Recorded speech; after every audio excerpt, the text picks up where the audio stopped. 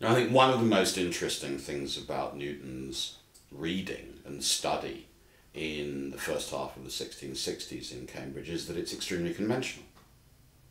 And I would certainly insist on that. It's very tempting, and I think wrong-headed, entirely to read back into Newton's education and his exploration of the tradition in the period 1661 to 1666, the great triumphs and achievements of his later career.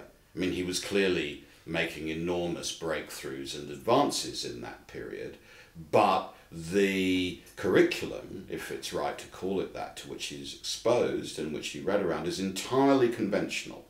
It's still based on models of logic, oratory and rhetoric, of astronomy, music, mathematics and architecture. It builds up into more advanced work in natural philosophy and mathematics, clearly. But the texts, both from the Aristotelian tradition and from more recent material that Newton was reading, as far as we can tell, in the early 1660s, are pretty conventional. What's unusual, perhaps, is the use that he makes of these materials, the way in which he reads across traditions. He doesn't, in the early to mid 1660s, seem to be terribly attentive to what would have seemed to be rather important disciplinary boundaries.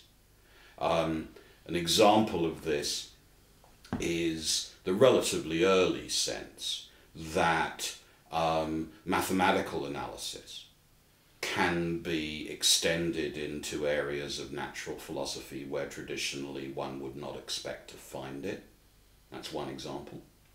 Another example is the consistent insistence in Newton's reading notes and similar writings of the period, which is not entirely idiosyncratic, but is really important for him, that theological and apologetic functions can be used to judge the worth or otherwise of natural philosophy.